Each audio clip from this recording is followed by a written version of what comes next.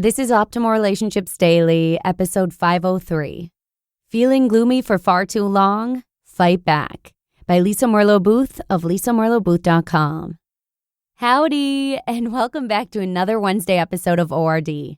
I'm your host, Joss Marie, and because this show's just like an audiobook, you can actually sit back and listen to the episodes at any time that's convenient for you. And today I'll be narrating a post by Merlo-Booth where she shares tips on how to get out of a gloomy state of mind. So if you'd like to hear more posts like this one on improving other areas of your life, from health to finance, be sure to check out our other shows in the Optimal Living Daily Network too. But with that, let's jump right into Lisa's post and start optimizing your life. Feeling gloomy for far too long? Fight Back, by Merlo-Booth of Merlo-Booth.com. Many people struggle with feeling gloomy, down, or even depressed from time to time. Sadness and feeling down is a normal part of the human condition. If we're not careful, though, what is a normal part of being human can turn into a more serious issue. Fortunately, feeling down can be turned around if we start taking active steps to shift it. For those of you who struggle with depression, this is true for you as well. If you're tired of feeling down and not liking yourself, your circumstances, or your relationships, then take action to turn things around. Following are several ways to actively intervene on depression, feeling down, and or not liking something in your life or in you.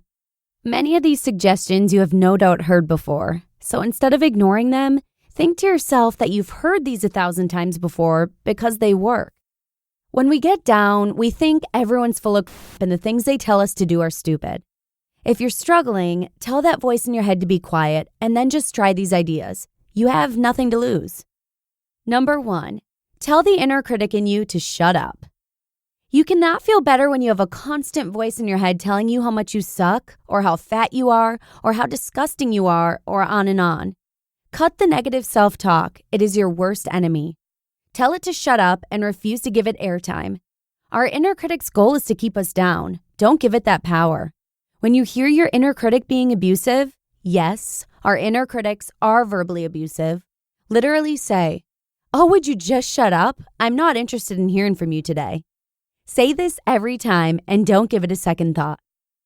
Number 2, talk to yourself with compassion. When you make a mistake, don't like how you look or whatever it is, talk to yourself as you would talk to your best friend. You would say to not worry about a bad hair day. We all have them. If her boyfriend broke up with her, you would tell her that it's his loss and she's awesome. Practice talking to yourself as though you were your own best friend and leave the verbal abuse out of the equation. Number 3, get active. Feeling down has a way of making us want to do nothing but wallow in our self-pity and depression. A key way to fight this is to get up and get out.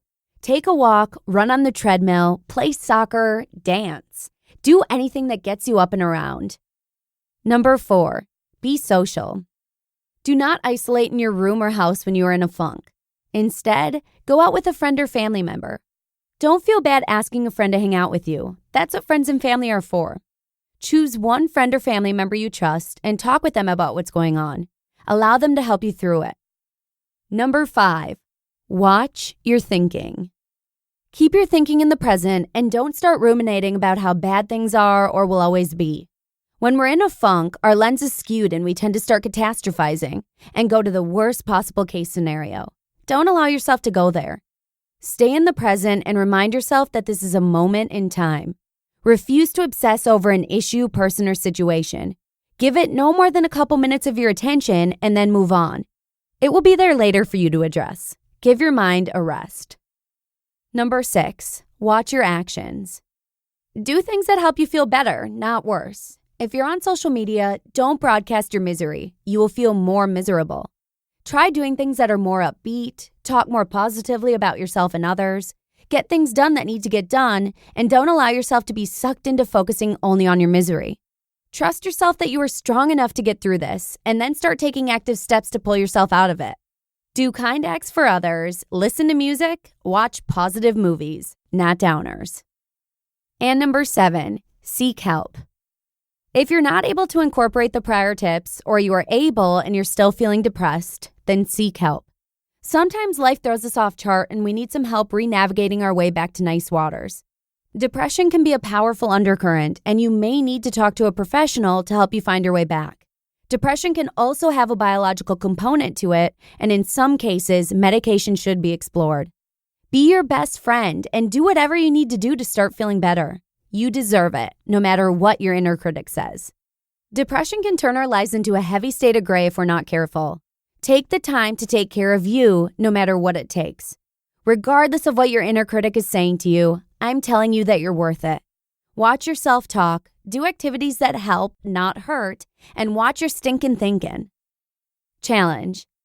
Be kind to yourself every day. You were put on this planet for a reason, and that was not a mistake. Know that you have the power within you to turn things around, and don't stop until you do. Love yourself enough to take care of yourself. You just listened to the post titled, Feeling Gloomy for Far Too Long?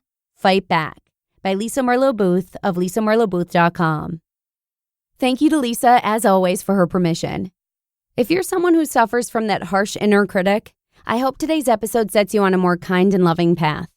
As Lisa says, watch your self-talk so that you can focus on thoughts and activities which lift you up. And with that, I just want to say thanks again for joining me here during the middle of the week. Have a wonderful rest of your day, and I'll see you again tomorrow with a parenting post by a new author, where your optimal life awaits.